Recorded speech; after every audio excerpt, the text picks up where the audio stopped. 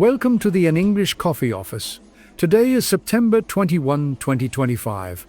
And like every morning, David and Alex are at the coffee machine. Hey Alex, how's it going? Grabbed your caffeine fix yet? Hey David, doing all right? Just waiting for this brew to kick in. How about you surviving the morning rush? Barely, man, barely. I've got a stack of client emails that could bury me alive. Tell me about it. I've got a project deadline looming, and the team's all over the place. Well, at least we've got this coffee break to keep us sane. Speaking of keeping sane, did you catch that news about the Federal Reserve cutting interest rates this week? Yeah, I saw that on CNN. They lowered the benchmark rate by a quarter point, the first cut of 2025, citing a weakening labor market. Exactly. I'm thinking this could be a win for sales.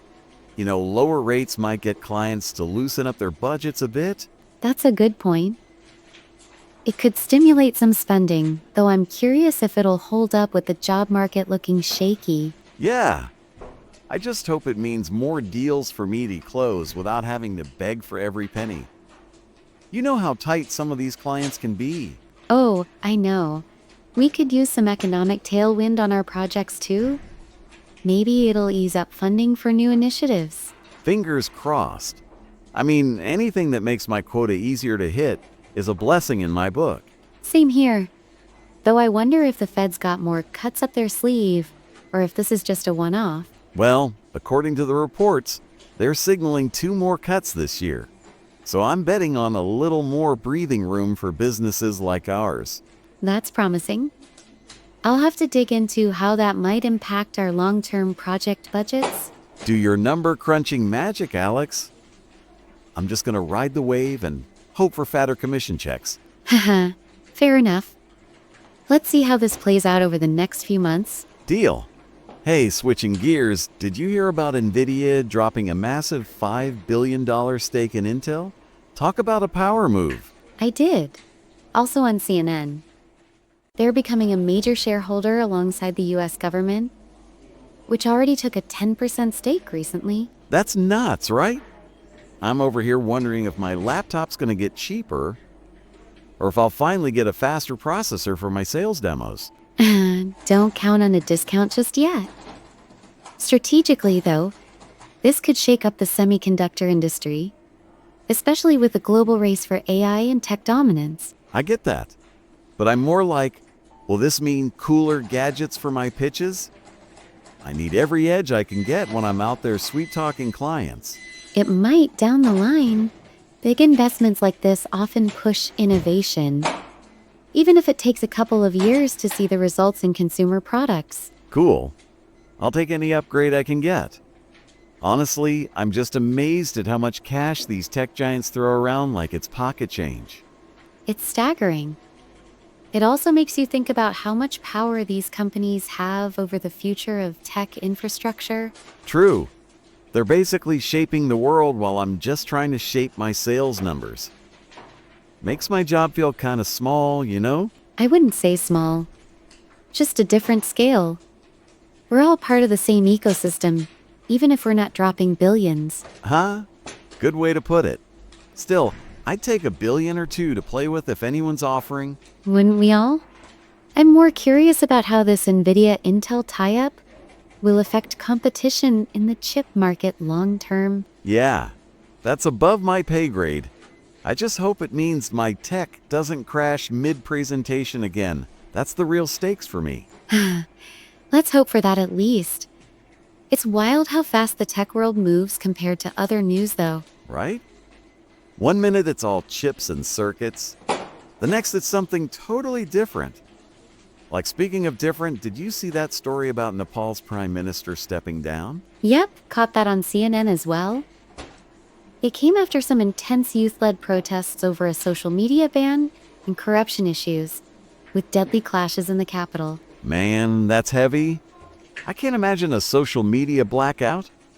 How would I even stalk my clients for updates? Or post my dumb coffee pics?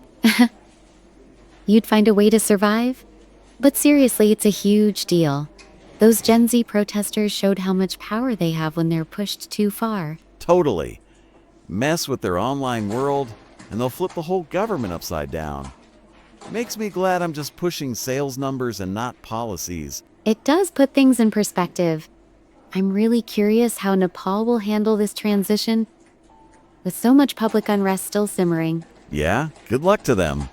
I can barely navigate my inbox, let alone a whole country's drama. Props to whoever steps up next. No kidding. It also makes you think about how connected we all are. Social media isn't just a tool, it's a lifeline for some. For sure. I mean, I gripe about bad Wi-Fi, but these folks are out there fighting for access like it's their oxygen. Exactly. It's a reminder of how much we take for granted, even in our little office bubble.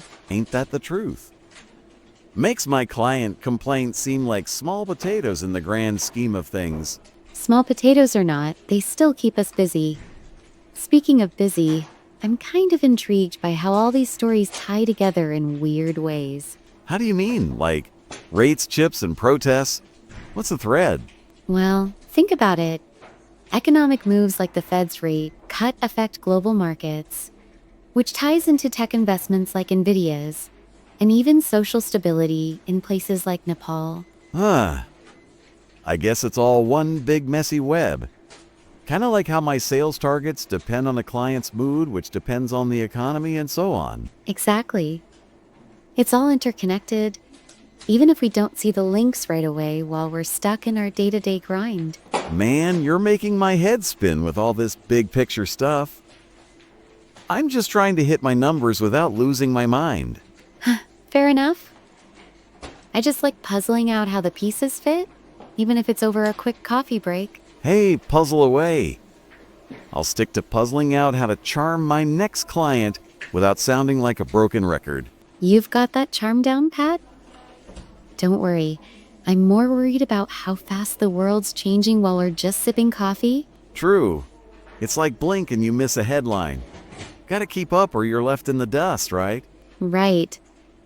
Though sometimes I wonder if keeping up means we're missing the deeper story behind all the noise. Maybe, but I'm cool with skimming the surface if it means I don't drown in details.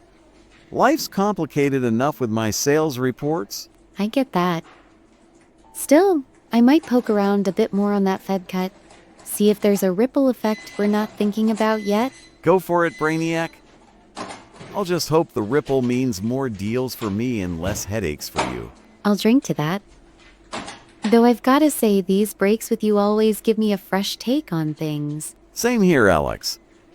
You keep me from getting too stuck in my sales bubble with all your big ideas. Glad to help. So, what's on your plate for the rest of the day? More client wrangling? Oh, yeah.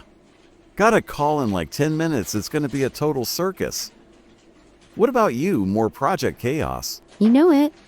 I've got a team meeting to wrangle, and half the crew's probably still on their first coffee. Good luck with that.